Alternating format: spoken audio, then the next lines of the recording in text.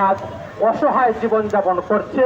আমাদের রাজধানী ধানমন্ডি কলাবাগান বশিরউদ্দিন লেনে যে বাসা অবস্থিত, যে অবস্থান করছে আব্দুর রহমান, সে প্রতারণার মাধ্যমে, জালিয়াতির মাধ্যমে তাদের সাথে প্রলোভন দেখিয়ে তাদেরকে মিথ্যা তথ্যের ভিত্তিতে তাদের কাছ থেকে আজ এমনভাবে হাতিয়ে নিয়েছে এই টাকাগুলো, কোনোভাবে আর উত্তোলন করা সম্ভব হচ্ছে না।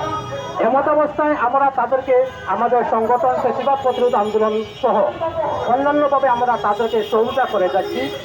তাদের বর্তমানে আদালতে কোর্টে বিচারাধীন রয়েছে, মামলা হয়েছে, কলাবাগান থানায় মামলা চলমান রয়েছে।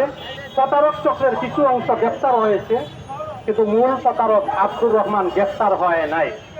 এইভাবে প্রত্যেকজন ব্যক্তির কাছ থেকে 10,000, 20,000, 50,000 এইভাবেই এক এক করে 1 লক্ষ টাকা, কারো কাছ থেকে পরিশেষে 5 লক্ষ টাকা এইভাবেই সে প্রতারণামূলকভাবে হাতিয়ে নিয়েছে।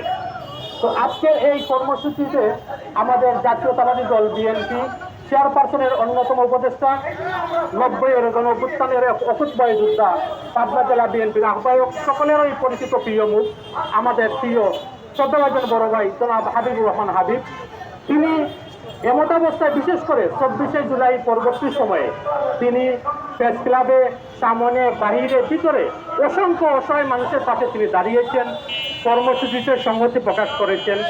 এইটা আমাদের জন্য অত্যন্ত আশানুরূপ। আমরা ওনার প্রতি অনেক কৃতজ্ঞতা জ্ঞাপন করছি। সেই হিসাবে আজকের এই কর্মসূচিতে হাবিব ভাই তিনি এসেছেন, আমরা তাকে ধন্যবাদ জানাই। এই হিসাবে হাবিব ভাই একটু কথা আপনাদের সামনে তুলে ধরবেন।